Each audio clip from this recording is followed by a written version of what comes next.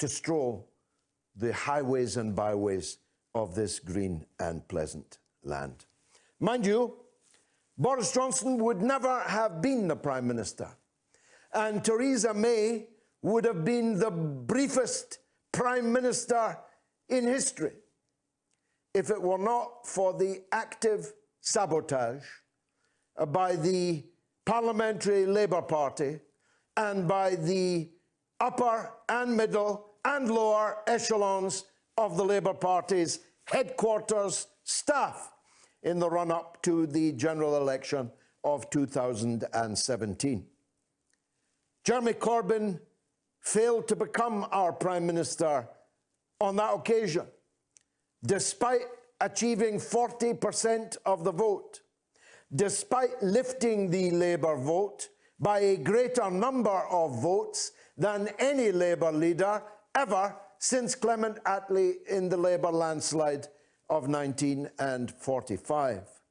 Jeremy Corbyn fell just under 2,500 votes short of achieving a parliamentary majority.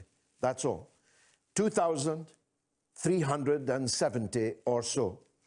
If these had fallen in the right constituencies, Boris Johnson would never have been the Prime Minister. Jeremy Corbyn would have now been into his third year as Prime Minister of Great Britain. How do I know all this? Well, I've always known it, and so have many of you, but I've never been able to prove it before. But now I can.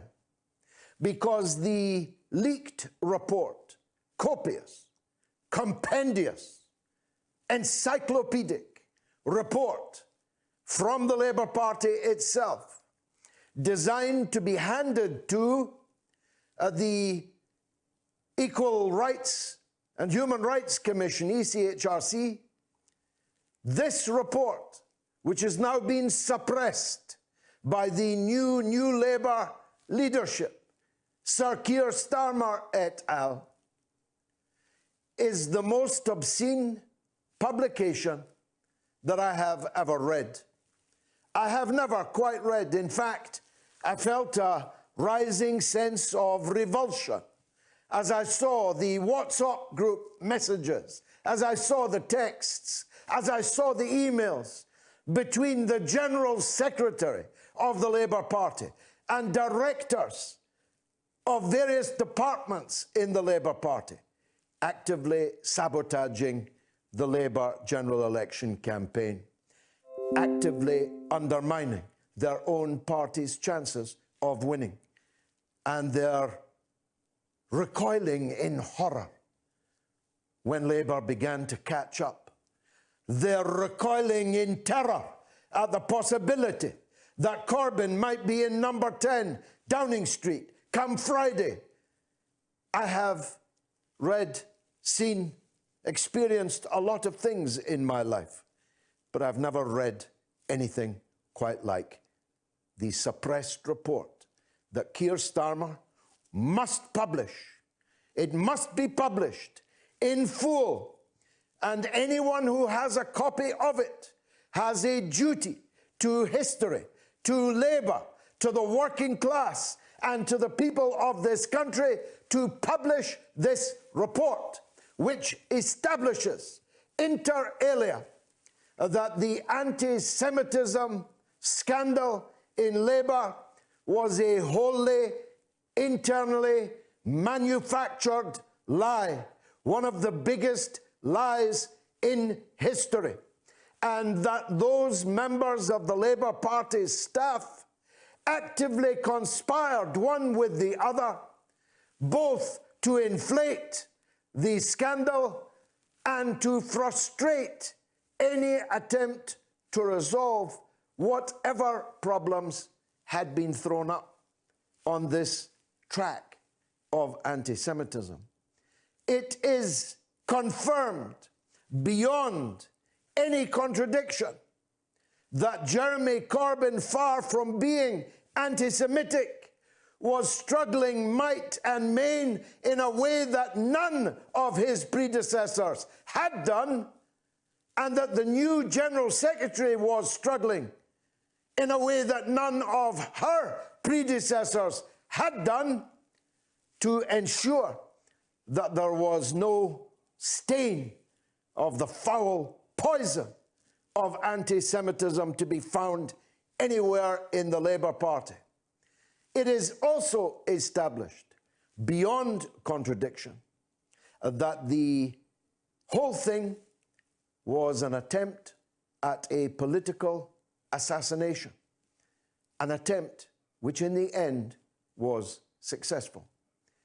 Now, I hold no candle, fly no flag for Jeremy Corbyn. I am in a better position than most to know of his failings, shortcomings, and yes, betrayals. I'm a living example of Jeremy Corbyn's betrayals. But as I said, and I was the only person in the British media to say crystal clear, loudly, from the start, on television, on radio, on video, on the streets, in print, I told you, all of you, that this was a manufactured crisis. This was the weaponizing of one of the biggest lies in all history. This was a slander against history, a slander against posterity, a slander against all that is good and holy. I told you that. I almost lost my job for telling you that. I told you it every week, and I was the only one that was telling you it. So I'm not here to praise Jeremy Corbyn. Heaven knows I'm not.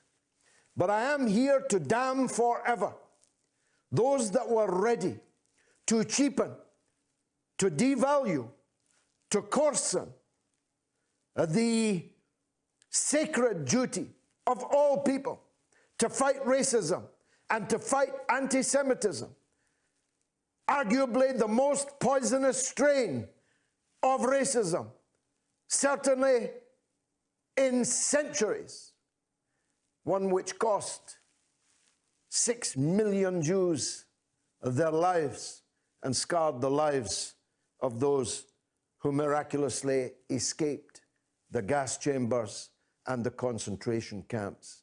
For anyone to use the shrouds of those dead souls, for anyone to use the ancient and historic suffering of the Jewish people just to bring down Jeremy Corbyn?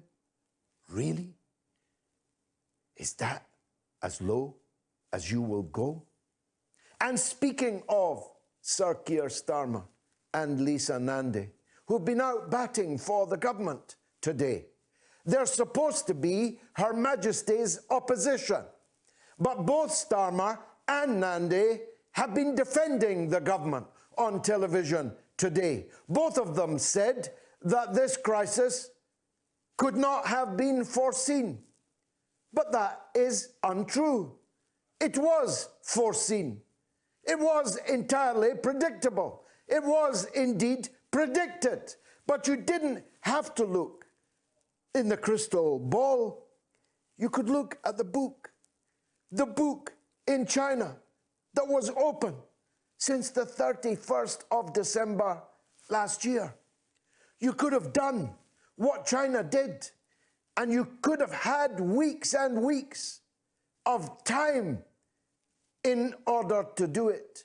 You could have saved thousands of lives in Britain.